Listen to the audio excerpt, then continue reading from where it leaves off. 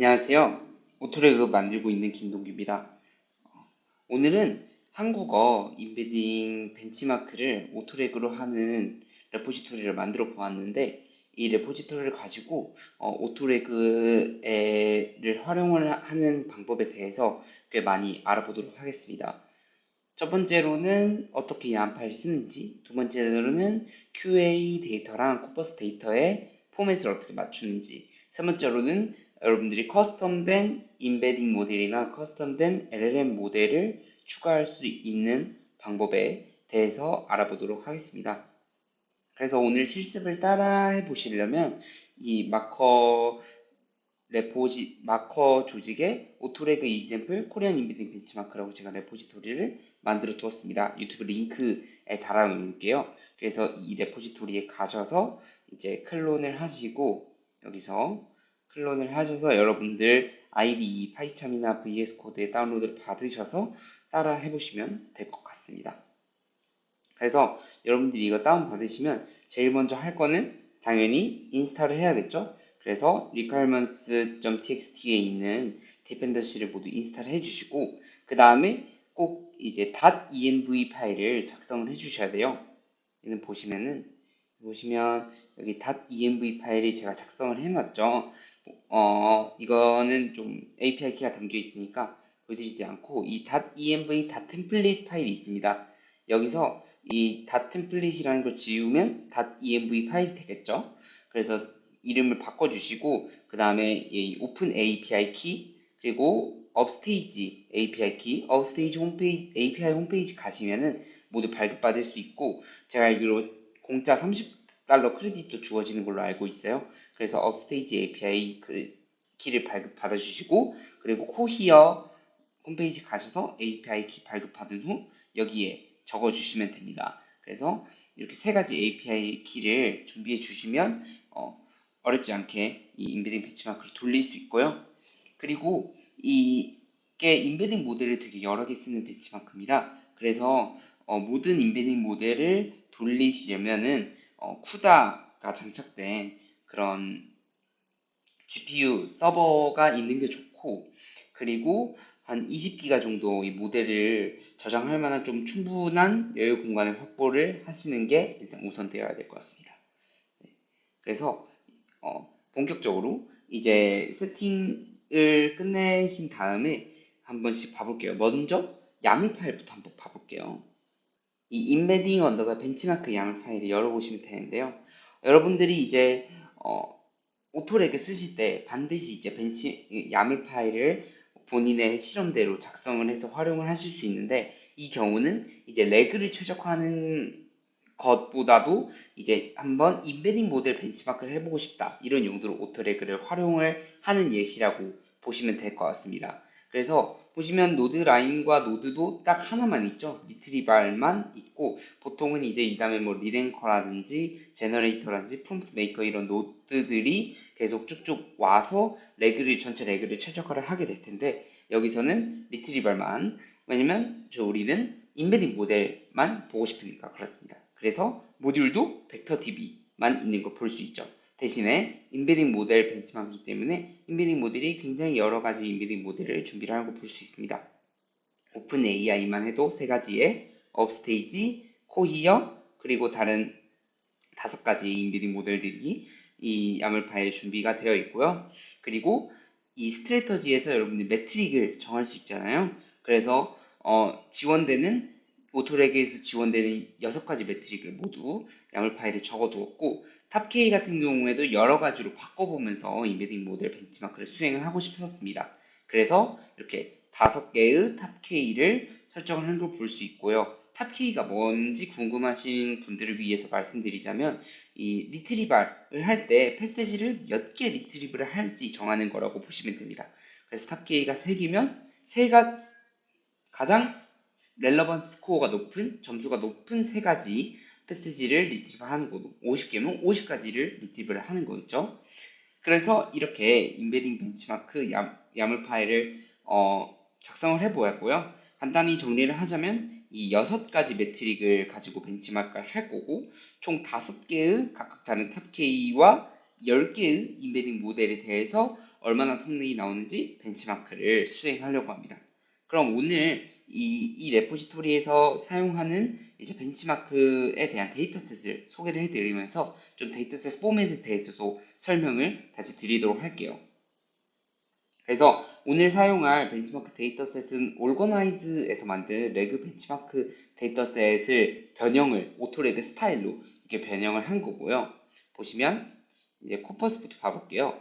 코퍼스 같은 경우에는 이제 올거나이즈 그 레그 벤치마크 데이터셋을 가보시면 이런 원본 그 PDF가 다 올라와 있진 않아요. 그래서 저희가 네이버 클로바 OCR 모듈을 사용을 해서 콘텐츠들을 모두 텍스트로 바꾼 상태고요. 그래서 이렇게 텍스트로 보실 수 있는 거고, 보시면 간단하게 이제 세 가지로 코퍼스는 이루어져 있습니다. 그래서 덕 아이디, 고유한 이 청크의 아이디고, 콘텐츠, 이 청크의 내용이 들어가 있고, 그 다음에 메타데이터 이루어져 있어요. 그래서 덕 아이디는 반드시 이제 독립되니까 각각 다들 다른 이제 아이디를 적어 주셔야 되고요. 저가 이번 이제 데이터 같은 경우에는 앞에는 그 얼거나이즈 데이터셋에 나왔던 도메인, 그 다음에 이제 PDF의 이름, 그 다음에 PDF 몇 번째 페이지인지 1페이지부터 19페이지까지 이렇게 청크를 나눴고 각 페이지마다의 그 내용을 콘텐츠에 모두 담은 거를 볼 수 있습니다. 그래서 내용이 이렇게 쭉 나와 있는 걸 보실 수 있고요. 이런 식으로 독 아이디와 콘텐츠를 만들어 주시고, 그 다음에 메타데이터는 그 딕셔너리 형태로 되어 있어요. 이런 것처럼 이제 기본적으로는 last modified date time 해서 여러분들이 이걸 만들었던 데이트 타임을 넣어 주시면 되고요. 이거는 그냥 임의대로 데이트 타임을 넣은 거고, 더 정확한 이제 타임 리랭커 같은 거를 사용을 하기 위해서는 여러분들이 실제 이 파일들이 만들어졌을 때를 이런 last modified date time에 넣어주시면 좋습니다. 이렇게 코퍼스를 만들어 주시고 QA 같은 경우도 살펴보도록 할게요. QA는 총 4가지로 이루어져 있는데 QID, Query, Generation GT, 그리고 Retrieval GT가 그것이죠. 그래서 먼저 QID 같은 경우에는 각 질문들의 고유한 아이디고요. 그래서 보시는 것처럼 각 도메인마다 몇 번째, 0번째, 1번째, 뭐 퍼블릭 이런 식으로 쭉 제가 적어놓은 모습을 볼 수 있습니다. 그러면 이건 다 유니크한 아이디가 되겠죠. 그리고 쿼리는 실제 유저들의 질문 혹은 이제 GPT로 생성한 질문들, 레그 평가용 질문들을 적어주시면 됩니다. 이 질문에 대해서 얼마나 리트리브를 잘하느냐, 얼마나 답변 생성을 잘하는가를 이제 오토레그가 평가를 하면서 최적화를 하게 됩니다. 그리고 제너레이션 GT는 이 질문에 대한 답변이 되겠죠. 이 질문에 대해서 모범 답변은 무엇인가를 리스트 형태로 넣어주는 거고요. 왜 리스트 형태로 넣냐? 왜냐면 한 질문에 대해서도 되게 여러 가지 방식으로 대답을 할 수 있잖아요. 저한테 뭐 예를 들어서 뉴진스에서 가장 좋아하는 멤버는 누구냐라고 저한테 물어보면 저는 다니엘이 제일 좋아하니까 뭐 다니엘 이렇게 답할 수도 있겠지만 저는 뉴진스 멤버 중에서 다니엘을 가장 좋아합니다 라고 답할 수도 있겠죠. 장문으로 이런 식으로 여러 가지 답변을 할 수 있는 형태가 다르기 때문에 이 답변 형태들을 여러 가지로 많이 다양하게 만들어서 제너레이션 GT에 넣을수록 더 좋은 평가가 가능해집니다. 마지막으로는 리트리발 GT인데요. 이 질문에 대해서 어떤 문서를 보아야 내가 가장 잘 답변을 할 수 있게 될까에 대한 것입니다. 그래서 이 리트리발 GT 같은 경우에는 이렇게 닥 아이디, 코퍼스의 닥 아이디가 여기에 다 들어가게 되어 있습니다. 그래서 보시면 여기도 도메인, 이름, 그 다음에 페이지 수로 이렇게 되어 있는 거 볼 수 있죠. 이 덕 아이디를 반드시 코퍼스 DF에서 다 찾을 수 있어야 돼요. 그래서 이 쿼리 같은 경우에는 이 로우 형사 피고인이 .pdf의 네 번째 페이지에 가면은 정답을 알 수 있다라는 것이죠. 그래서 이 리트리버 치트에 있는 아이디가 꼭 코퍼스 df의 닥 아이디와 매칭이 돼야 된다. 이거 꼭 기억해 주셔야 됩니다. 그리고 이 리트리버 치트가 2차원 리스트로 기본적으로 되어 있어요. 2차원 리스트로 되어 있는데 이것에 대한 조금 자세한 설명은 저희 문서에서 확인을 해볼 수가 있는데요. 기본적으로 이 2차원 리스트는 AND와 OR 조건으로 보시면 돼요. 그래서 이 예시에도 나왔듯이 뉴진스와 에스파 중에 어떤 케이팝 걸그룹이 더 멤버가 많나요? 라는 질문이 있다고 쳐봅시다. 그러면 이제 뉴진스에 대한 문서에서 5명이라는 정보를 얻어야 될 거고 에스파와 관련된 문서에서 또 에스파 그룹이 4명이라는 정보를 얻어야 되잖아요.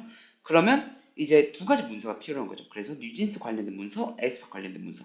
그것들은 이제 엔드 조건이죠. 즉 뉴진스 문서도 있어야 되고 에스파 문서도 있어야 되는 거예요. 그래서 뉴진스에 대한 문서와 에스파에 대한 문서는 이 2차원 리스트에서 각각 다른 리스트로 이렇게 담겨야 되고요. 근데 뉴진스에 관련된 문서가 여러 개 있을 수도 있고 에스파에 관련된 문서가 여러 개 있을 수도 있는데 여러 개의 문서들의 뉴진스는 5명인 듯 에스파는 4명이다. 이런 사실관계들이 들어갈 수도 있는 거잖아요. 그래서 리트리바이치티에 이 뉴진스 문서 중에 아무거나 이제 골라도 그 5명, 뉴진스가 5명이다라는 정보가 있으면 이런 식으로 하나의 리스트 안에 여러 가지를 넣으시면 이거 OR 조건인 거죠. 그래서 뉴진스 1 문서와 에스파 2 문서만 있으면 이제 이 답을 답할 수 있다. 이 질문에 대해서 답변을 할 수 있다라는 의미가 됩니다.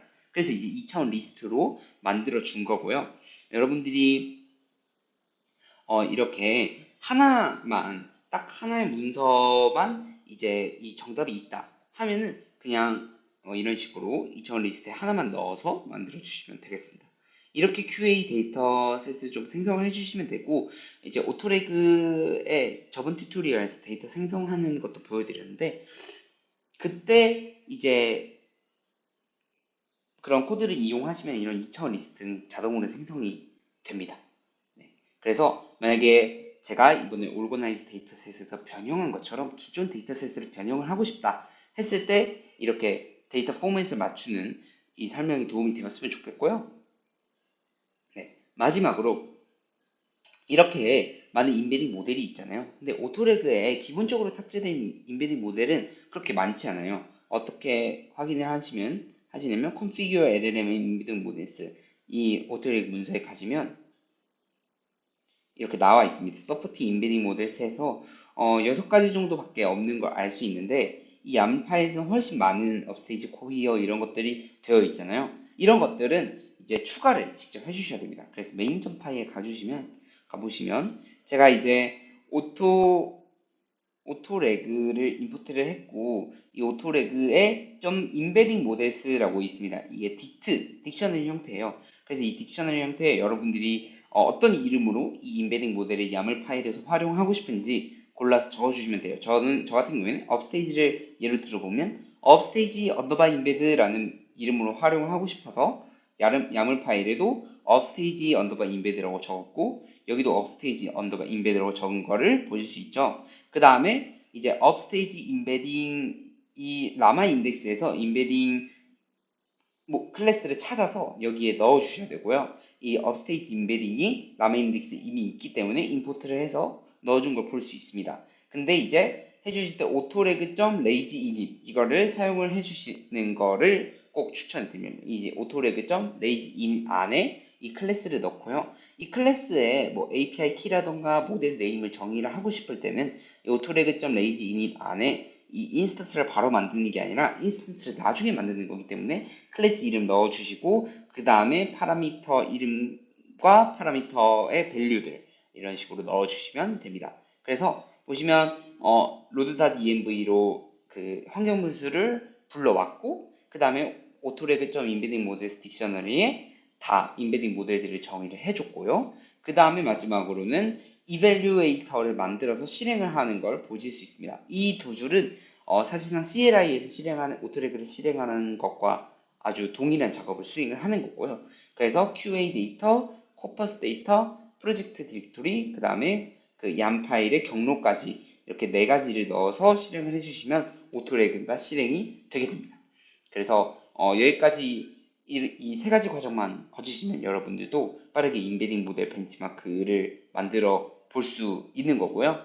데이터 만드는 게 아마 제일 조금 어려우실 거예요. 이거는 데이터 형태마다 다르기 때문에 만약에 원래 데이터가 있으면 데이터 포맷에 맞춰서 좀 천천히 해주셔야 되고, 이제 만약에 내가 로우 도큐멘트만 있다. 그러면 오토레그에 탑재된 QA 만드는 기능을 통해서 만들어 주시면 됩니다. 그래서 최종 결과 같은 경우에는 이 리드미에서 이렇게 쭉 확인을 해 보실 수 있고요. 표 형태로 만들어 놓았고, 여러분들도 충분히 이 레포지토리 참고를 하셔서 여러 가지 다른 형태, 뭐 LLM 벤치마크를 한다던가, 아니면은 역시 원래 목적대로 오토레그의 최적화를 위해서 오토레그를 활용한다든가 이런 방식으로 활용할 수 있는 점을 알려드리겠습니다. 네. 오늘 이제 강의는 여기까지로 하고 마치도록 하겠습니다. 감사합니다.